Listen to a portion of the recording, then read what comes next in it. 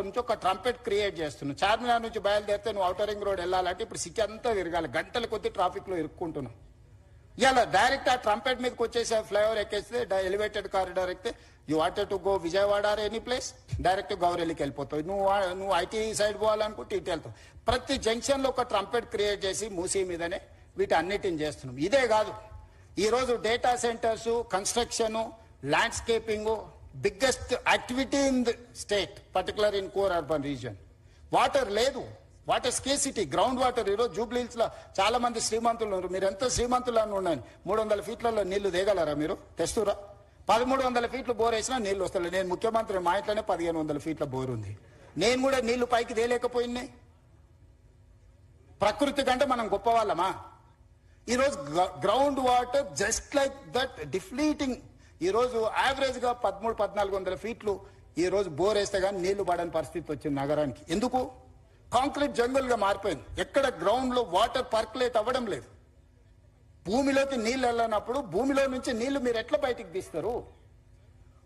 ఈరోజు చెరువులు, కుంటలు, నాలాలు అన్ని ప్రక్షాళన చేసి నీటి ప్రవాహాన్ని స్థిరీకరించి మూసీ నదిలో నిరంతరం నీళ్లు పెడితే గ్రౌండ్ వాటర్ పెరుగుతుంది. ఈ రోజు ఇల్లు కట్టుకునేటోళ్ళకు కూడా వాటర్ హార్వెస్టింగ్ మ్యాండేట్ చేసినాం. రోడ్డు మధ్యలో హార్వెస్టింగ్ వెల్స్ ఈ రోజు కన్స్ట్రక్షన్ చేస్తున్నాం. నీళ్లను ఒడిసి పట్టుకోవాలని ఒక విధానాన్ని తీసుకొచ్చినాం.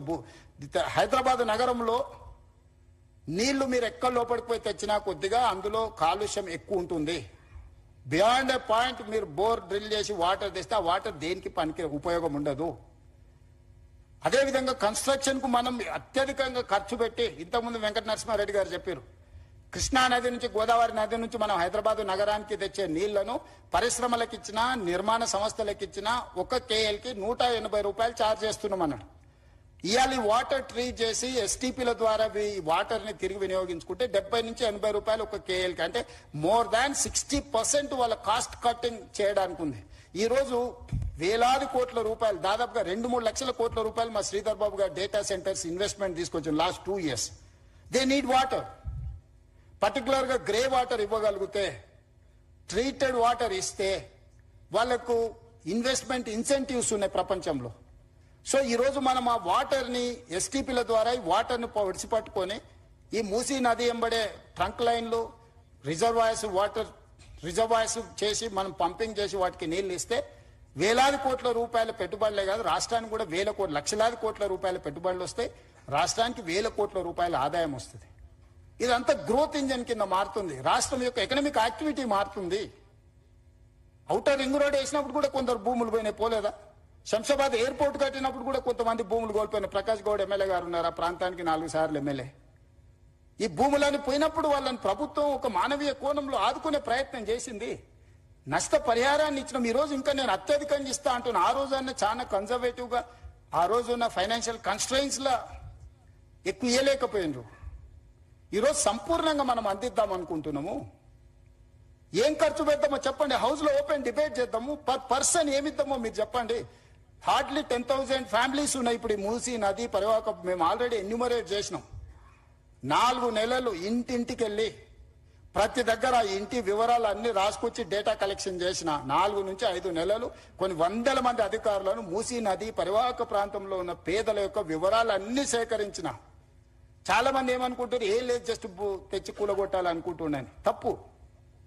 ప్రతి పేదవాడి వివరాలు నా దగ్గర ఉన్నాయి. మూసీ నది పరివాహక ప్రాంతంలో నిరాశ్రయుల వాళ్ళు ఎవరున్నారు, వాళ్ళ కోసం డబుల్ బెడ్రూమ్ ఇల్లు ఏవైతున్నాయో 10,500 ఇల్లు కేటాయించిన.